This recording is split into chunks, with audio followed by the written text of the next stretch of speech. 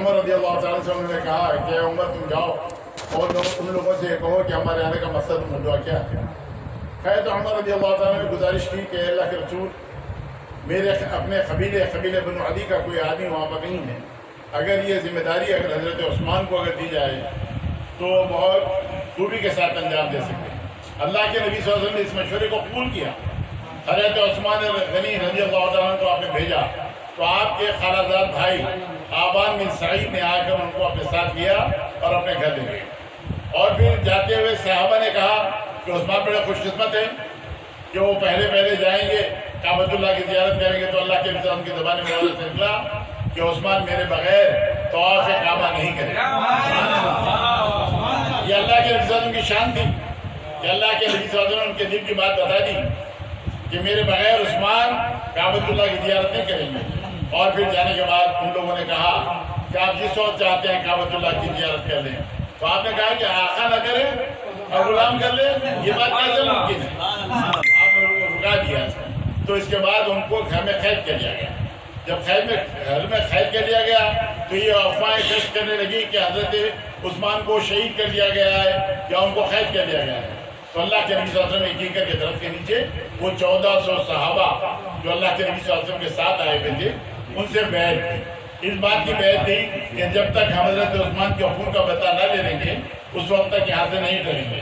نتیجہ یہ ہوا کہ یہ جب لوگ بیعت کر رہے تھے تو کفاروں کو معلوم ہوا کہ اللہ کے نبی صلی اللہ علیہ وسلم اس وقت جنگ کے محاذ پر آ گئے ہیں, یعنی جنگ و جدال کے لیے بالکل تیار ہیں.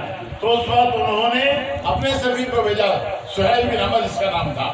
سہیل بن عمر نے آ کر اللہ کے نبی صلی اللہ علیہ وسلم سے گزارش کی کہ اللہ کے نبی آپ ہماری بات سن لیجئے, اس سال آپ واپس چلے جائیے, آئندہ سال 3 دن کے لیے ہم خانے کعبہ آپ کے حوالے کریں گے. اللہ کے نبی صلی اللہ علیہ وسلم نے اس بات کو منظور کیا. پھر انہوں نے اور شرائط رکھی کہ 10 سال آپ کے ہمارے مابین کوئی جنگ نہیں ہوگی. حضور نے فرمایا کہ منظور ہے. کہا کہ کسی بھی قبیلے کو اس بات کا حق ہوگا کہ وہ آپ کا ساتھ دے یا ہمارا ساتھ دے. حضور نے کہا یہ بھی منظور ہے. اس انداز سے یہ تمام باتیں ہوئی اور یہ تمام معاہدہ طے ہو گیا. اب ایسی صورت کے اندر جبکہ ابھی دستخطیں باقی ہے, تحریر ابھی باقی ہے, اور یہ تحریر کی ذمہ داری حضرت علی بن ابی طالب پر ہے. حضرت علی بن ابی طالب نے بسم اللہ الرحمن الرحیم لکھا تو سہیل بن عمر نے کہا کہ رحمان اور رحیم کو ہم جانتے نہیں ہیں, آپ بسم اللہم سے تحریر لکھو. تو پھر حضرت علی بن ابی طالب نے لکھا کہ یہ سہیل بن عمر اور محمد رسول اللہ کے درمیان ہے. کہا کہ محمد کو ہم رسول نہیں مانتے, محمد بن عبداللہ لکھو. تو اللہ کے نبی صلی اللہ علیہ وسلم نے فرمایا کہ چلو ٹھیک ہے, معاملہ ہو جانے دو اور ان کے اوپر کسی قسم کی زیادتی مت کرو. تو اللہ کے حضرت علی بن ابی طالب نے کہا کہ اللہ کے رسول میں آپ کو اللہ کا رسول مانتا ہوں, اس لیے میں نے لکھ دیا ہے, اب میں اس کو مٹا نہیں سکتا. تو حضرت علی بن طالب کے ہاتھ سے اللہ کے نبی صلی اللہ علیہ وسلم نے وہ تحریر لی, رسول اللہ کے الفاظ کو کھریج دیا اور کہا یہ محمد بن عبداللہ لکھا. تو اس انداز سے وہ معاہدہ اس انداز سے پورا ہوا. ایسی صورت میں ابو جندل آگے ویڈیو میں غرق ہے اور انہوں نے کہا کہ یا رسول اللہ مجھے بچا لیجیے, اس لیے کہ ان لوگوں نے بڑا ظلم کیا ہے مجھ پر.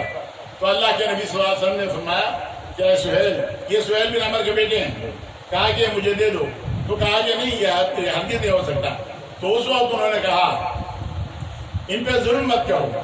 تو ان لوگوں نے اس بات کو منظور کر دیا اور پھر یہ کہا کہ ان کے اوپر جو ظلم زیادتی ہوئی ہے اب مسلمان بڑی پریشانی کے عالم میں ہے, اس لیے کہ نہ تو خانہ کعبہ کی زیارت ہوئی اور نہ تو وہ سہیل جندل کو ابو جندل کو روک لیا گیا بلکہ ان کو ان کے حوالے کر دیا گیا. تو اس وقت وہ روتے ہوئے ان کے ساتھ چلے گئے. مسلمان بڑے غم میں بیٹھے ہوئے تھے.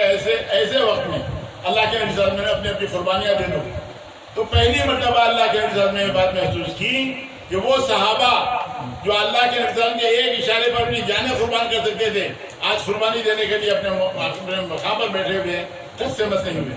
تو اسی عالم میں اللہ کے نبی صلی اللہ علیہ وسلم جب اپنے ٹینٹ میں گئے تو اس وقت آپ کی زوجہ محترمہ ام سلمہ انہوں نے کہا کہ اللہ کے نبی خفگے کے کچھ آثار میں چہرے مبارک پر دیکھ رہی ہوں. تو کہا کہ آج پہلی مرتبہ میں نے محسوس کیا کہ صحابہ نے قربانیاں نہیں دی. حضرت ام سلمہ نے جو مشورہ دیا دوستو وہ سن لو. آپ عورت کو تو آخر سمجھتے ہیں, لیکن عورتوں کے کیا مقام اور مرتبہ ہے وہ بھی دیکھ لو. انہوں نے کہا کہ اللہ کے نبی آپ خود مت کیجیے, ان سے مت کہیے قربانی دے، آج صرف اپنی قربانی دے دیجیے، پھر اس کے بعد دیکھیے منظر پورا بدل گیا۔ اللہ کے نبی نے قربانی دی تو سارے صحابہ اٹھ گئے اپنی اپنی قربانیاں دے دی۔ اس انداز سے معاملہ ہوا تو یہ شعر اسی کی طرف جاتا ہے کہ کینہ کعبے کی زیارت بھی بغیر آقا، کینہ کعبے کی زیارت بھی بغیر آقا کی، درس یہ عثمان دے گئے جاتے جاتے۔